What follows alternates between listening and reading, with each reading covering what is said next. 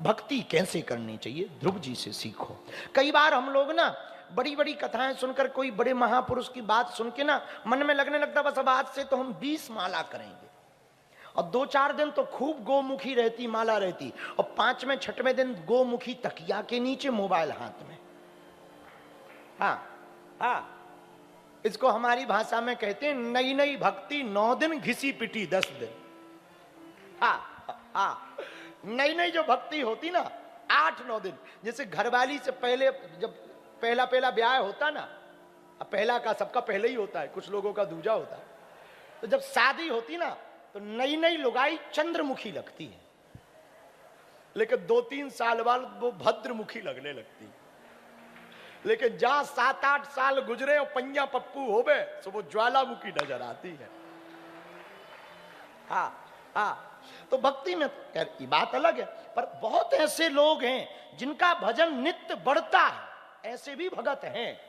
पर ऐसे भी भगत हैं कि जो लोगों को देखकर, गुरु जी की कथा वथा सुनकर थोड़ा टीका वीका लगाएंगे, 4-5 दिन माला लेंगे, ओम बागेश्वराय नमः, ओम बागेश्वराय नमः, ओम बागेश्वराय नमः।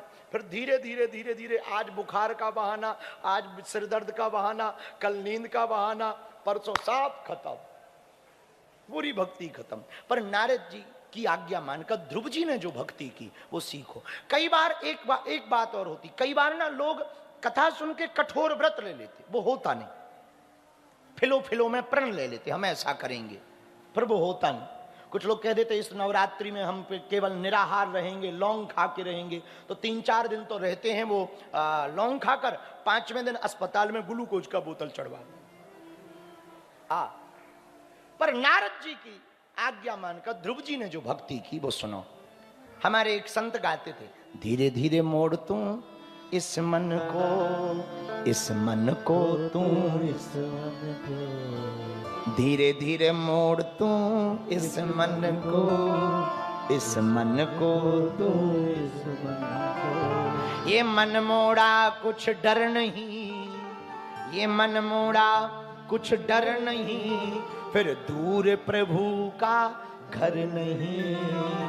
धीरे धीरे मोड़ तू इस मन को, इस मन को तू, इस मन को। मन के बारे में कहा, मन कपटी, मन पापी, मन तेरा चोर, कहते आए ऋषि मुनि सब लोग। मन कपटी, मन पापी, मन तेरा चोर, कहते आए ऋषि मुनि सब लोग। नादान है बेईमान है, नादान है बेईमान है, वो गफलत ऐसी कर नहीं, पर दूर प्रभु का घर नहीं। धीरे धीरे मोड़ तू इस मन को, इस मन को तू, इस मन को, धीरे धीरे मोड़ तू इस मन को, इस मन को तू, इस मन को। नारद जी की आज्ञा पाकर ध्रुव जी ने जो भक्ति की वो सुनो। पहले महीने में जो ध्रुव जी ने किया, त्रात्रांते तिरात्रांते कपित्थे बदरासनः, 1 महीने में 3 दिन, 3 दिन में एक बार फलाहार करते, और पूरा महीना ऐसे निकाले। 1 दिन खाएंगे, 3 दिन नहीं खाएंगे, 3 दिन में 1 दिन खाएंगे, 3 दिन नहीं खाएंगे, पूरा महीना हो गया। अब लगा दूसरा महीना, दूसरे महीने में थोड़ा कठोर किया व्रत। क्या किया, द्वितीयम चा तथा मासम, षष्ठे षष्ठे अर्भको दिने। दूसरे महीने में 6 दिन में एक बार, 6 दिन में एक बार। बोले क्या, बोले पत्ते जो सूख कर जमीन में गिर जाते ना वो खाते, अब फल नहीं खा रहे, पत्ते सूखे, पर 6 दिन में एक बार। अब लगा तीसरा महीना, नियम और कठोर कर दिया, अब पत्ते भी नहीं खाएंगे। फिर बोले 9, तीसरे महीने में 9 में हनी, 9 दिन में एक बार। बोले क्या, यमुना जी का जल भर पिएंगे, अब पत्ते भी नहीं खाएंगे। पूरा महीना ऐसे निकाल दिया तीसरा। अब लगा चौथा महीना। अब चौथे महीने में और प्रण कठोर किया भगवान को पाने का। चतुर्मपि वैमासम द्वादशे द्वादशे अहनी। चौथे महीने में जल भी त्याग दिया। बोले क्या? बोले 12 दिन में एक बार केवल वायु का आहार, वायु यानी हवा, वो भी एक बार। हाँ, और फिर रोक लिया। धीरे धीरे अभ्यास बन गया। अब लगा 5वां महीना। सोचा अब ये भी त्याग देना चाहिए जब तक दर्शन ना हो जाएं। अंगूठे के बल पर खड़े होकर के ध्रुव जी ने श्वास को रोक लिया, और जहां श्वास को रोका तो देवता फड़फड़ा गए। क्यों? देवलोक की ऑक्सीजन कम होने लगी। तो साफ देवता भगवान के पास गए कि आजकल हमको श्वास लेने में बड़ी दिक्कत हो रही है। हमारी भाषा में कहें कोरोना तो नहीं हो गया है, हाँ आजकल बहुत दिक्कत हो गई है।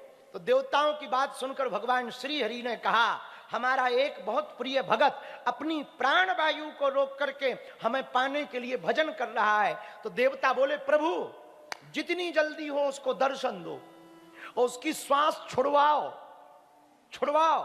थोड़ा भजन कम पड़ता हो तो हमारा ले लो, पर कहीं हम लोग टबक ना जाए, इसलिए जल्दी जाओ। देवता स्तुति कर रहे ध्रुव जी के लिए। और भगवान ने भी सोचा एक बात यहां हम कहें, जो करते रहोगे भजन धीरे धीरे, भजन धीरे धीरे तो मिल जाएगा वो सजन धीरे, तो मिल जाएगा सजन धीरे धीरे, जो करते रहो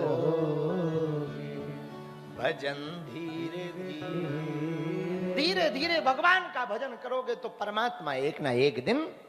और यही हुआ, ध्रुव जी के पास भगवान आए, गरुड़ पर आरूढ़ होकर भगवान आए, ध्रुव जी के सामने खड़े हो गए। लेकिन ध्रुव जी नेत्र बंद किए हैं, देख नहीं रहे। क्या कारण? ध्रुव जी देख तो रहे हैं, अंदर में ही देख रहे।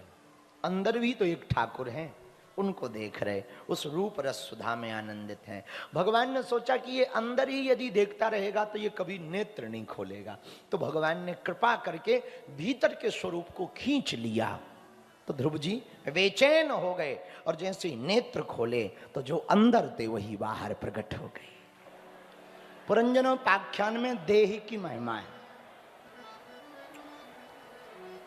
नवद्वारम पुरे देहि, गीता में भगवान ने तन के 9 दरवाजे बताए। नवद्वारम पुरे देहि, शरीर में 9 दरवाजे हैं। इन 9 दरवाजों से ही प्राण निकलते हैं। एक दिन का हमारा चिंतन है शरीर के ऊपर का।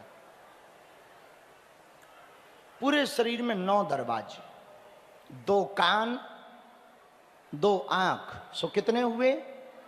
4, और 2 नासापुट 6, 1 मुख और 2 मल द्वार, कितने हुए? 9। आप कभी विचार करना, जिस शरीर के लिए तुम पागल रहते, प्रेम करते, जिस शरीर को पाना चाहते, जिस तन के पीछे तुम बाबरे होते, उस पूरे तन के 9 दरवाजों में से मल के अलावा कुछ भी नहीं निकलता।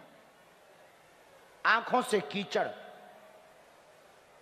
कान से, उसको हमारे भाषा में कनेऊ कहते हैं, गंदगी, नाक से कीचड़, और मुख से सुबह सुबह जीभी ना करो। और कभी ना कभी तो तुमने ऐसा किया होगा कि जीभी ना करके हवा निकालकर सूंघी होगी। हाँ, कभी कभी जीभी ना करके कितनी सुगंध आती है। आती है? बोलो, आती है क्या सुगंध? दुर्गंध आती है, बदबू। 20-25 दिन दांत साफ ना करें, क्या होगा? बगल में कोई बैठे, क्या तो यही कहेंगे। तो दो कान, उसमें भी मल, दो आंखें, उसमें भी मल, नासिका, उसमें भी मल, मुख, उसमें भी मल, दुर्गंध। मल द्वार में तो मल है ही है। लेकिन विचित्रता देखो, हम इस मल के द्वारों को पाने के लिए या मल के इस तन के पीछे ही पागल। विचित्रता देखो तुम, मल के पीछे, मतलब तुम्हारा जो प्रेम है तन वाला, वो मल का प्रेम। और हम एक बात मेरे पागलों कहना चाहें, जगत के लोगों से प्रेम क्यों नहीं करना चाहिए? हम इसलिए नहीं कहते कि प्रेम बेकार है, नहीं। जगत के लोगों से तुम्हारा स्त्री से या स्त्री का किसी पुरुष से प्रेम होगा तो मल से ही प्रेम हो।